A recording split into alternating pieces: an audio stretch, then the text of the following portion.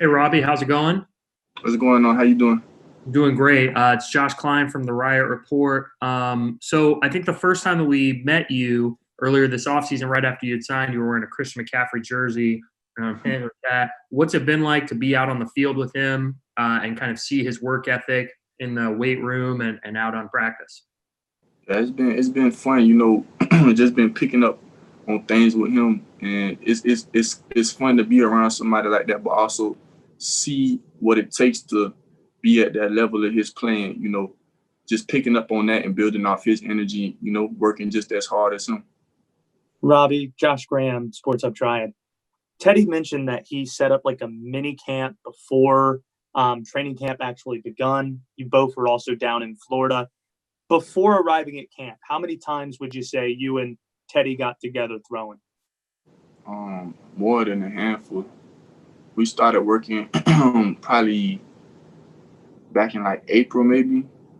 I can't even remember, but we were working multiple times throughout the weekend, staying consistent. Robby, just to follow up on that, what was that like once you did get to Charlotte and you were able to throw with Teddy with kind of the rest of the offense, Curtis, DJ, Christian, all on that kind of during that mini camp?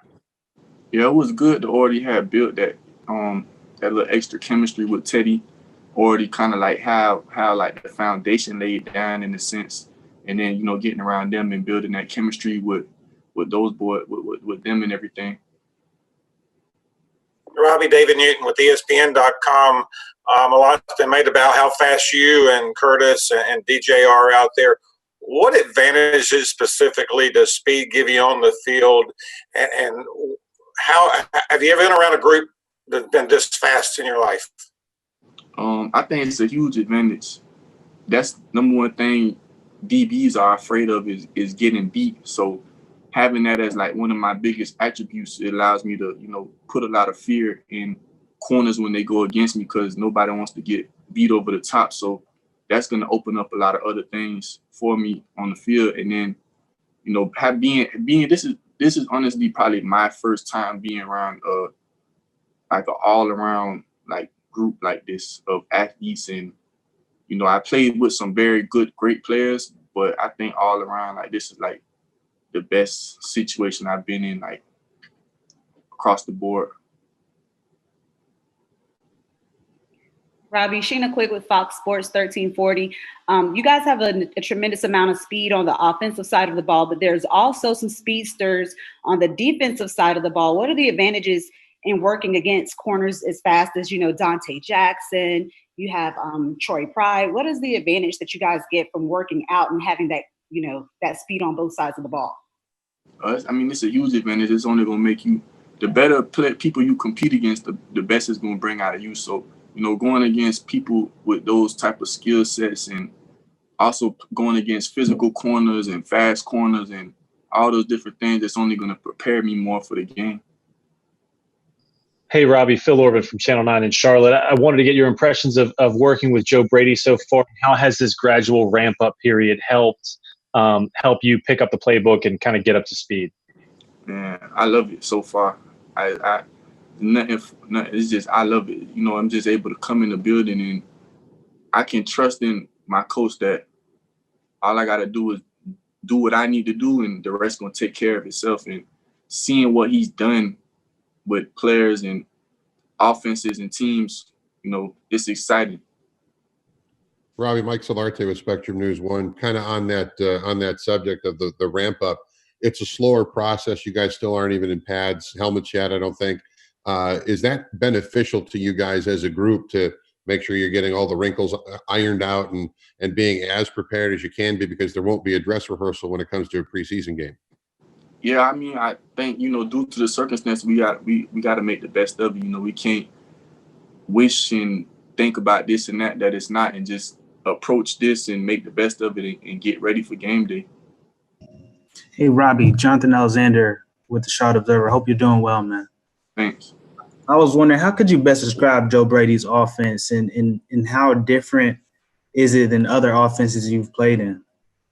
I would say the best way I can explain it is creative, it's smart, but it's going to put everybody in their best element, and everybody's going to get a fair chance to do what they can do on a consistent basis. We just have to do our part. Robby, Elena Getzenberg, Charlotte Observer. I was wondering for you, obviously having spent, the past few months in Miami, what were those months like for you? What was it like making the move to Charlotte during everything that was going on? It was, and the thing about the, with the pandemic, it gave me a lot of time to like really sit back and evaluate things from my life, see what might have not been as important that I had access to and wasting time on. And I took a lot of time to better myself as a person and, grow in some areas as a man and realize what really matters most in a sense. And, just spend time with a lot of quality time with my girlfriend, a lot of time with family, and just able to focus even more than before. And I feel like I've had like the best off season I've ever had and been able to work the hardest and, really capitalize on the time that I did have. Hey, Robby, it's Joe Person with The Athletic here in Charlotte. Good to see you. Wondered if what it's been like being back around Matt Rhule again and how his approach has been similar or different than kind of how he approached you guys and kind of related with y'all at the college level. Now, it feels real good to be back reunited with Coach. And, the thing about it is like coming into a new team, new organization, new situation.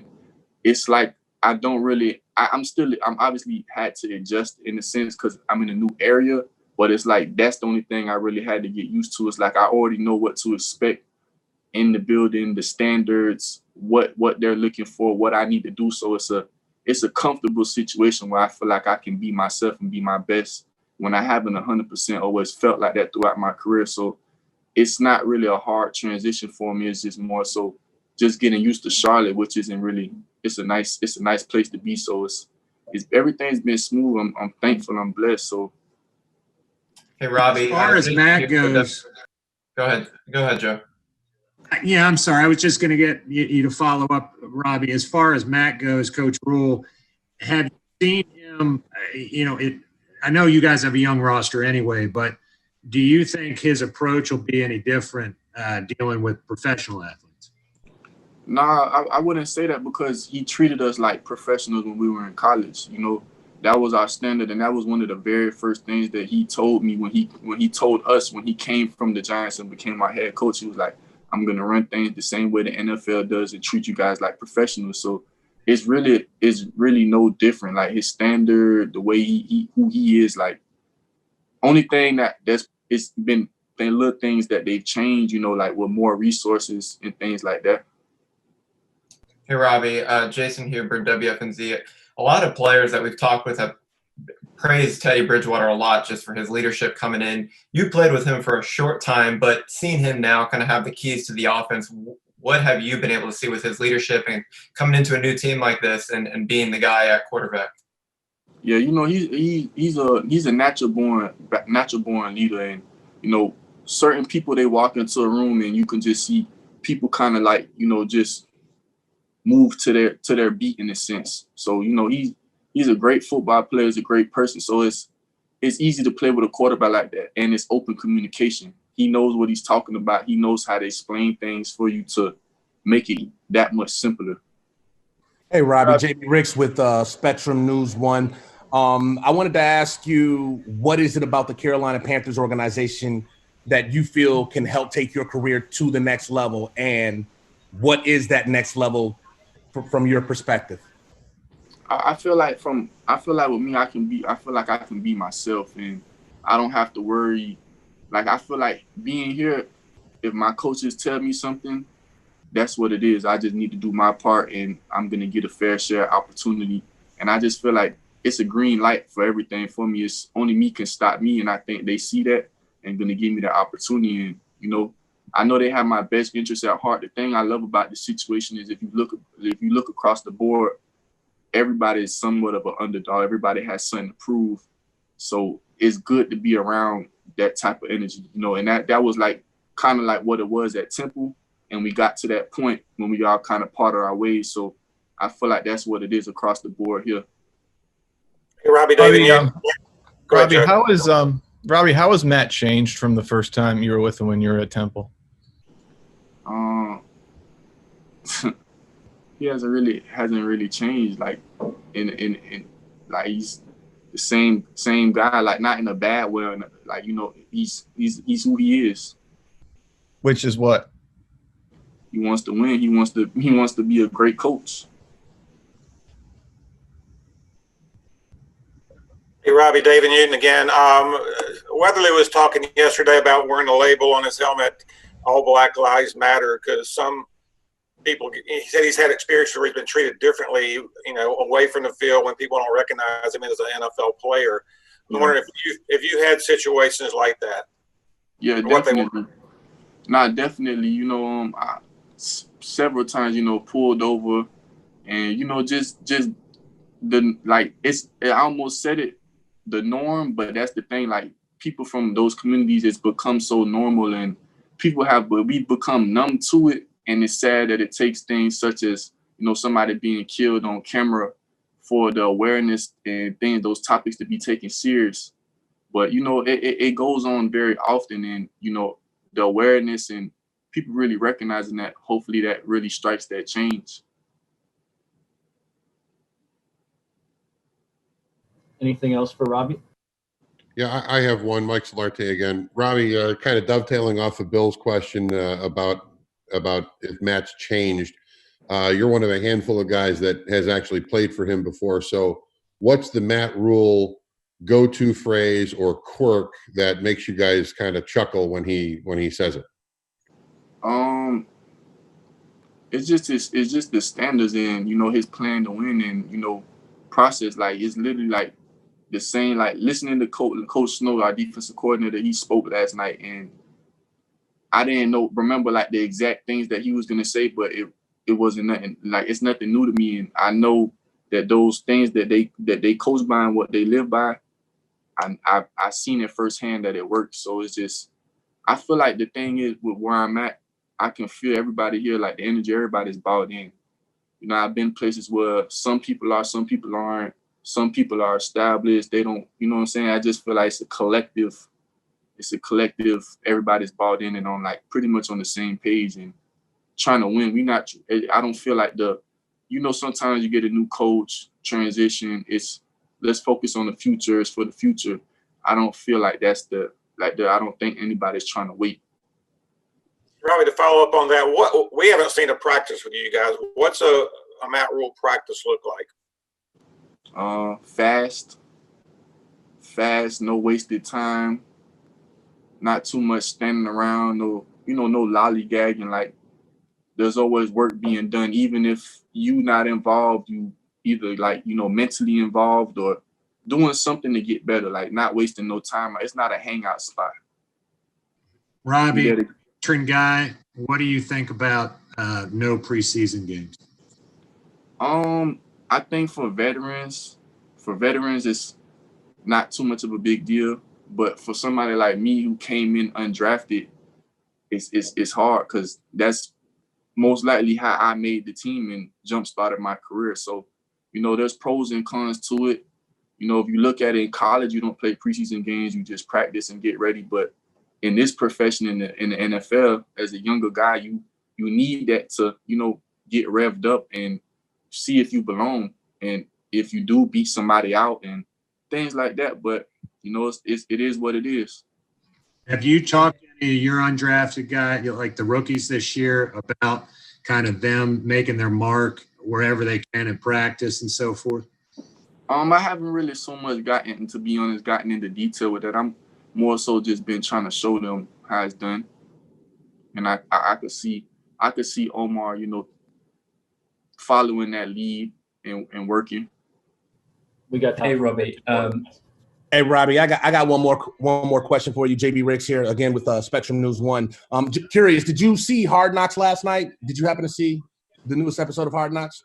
No. What happened? Okay, well, they gave a really extensive look of the protocol and the process that you guys have to go through with COVID-19 and all of the testing, and it just looked like it was very, very intense. And I was hoping you could expand on that as far as what the process and the protocol is for you guys on a daily basis, and how much you think that will intensify once we get into the regular season.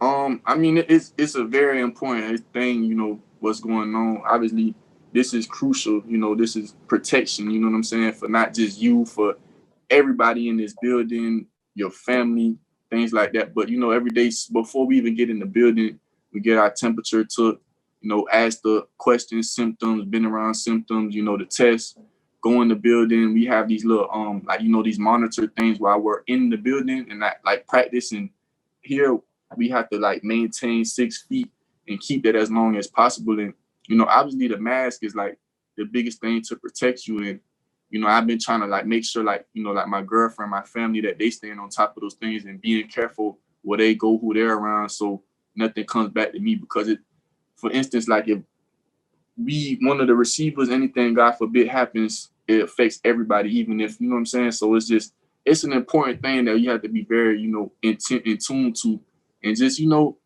strengthening your immune system, you know, taking vitamins, washing your hands, orange juice, like, you know, building that self-care routine, and, you know, taking your health serious. Because, you know, nobody thought that something like this a year ago, the things we took for granted, like going to a restaurant, or, you know, just being able to walk around and just go to the park and smell fresh air, like, be taken from us. So it's a very important thing, but it's a life-changing thing as well. And do you think the protocols and the testing process will intensify on any levels or whatever once you guys get into the regular season? I mean, I can't really say. I think, you know, if things haven't really seemed too out of control, and everybody stays, you know, obviously responsible, and how the protocol, how it is, I don't really see it having to intensify, because I think things have been pretty good throughout the league so far.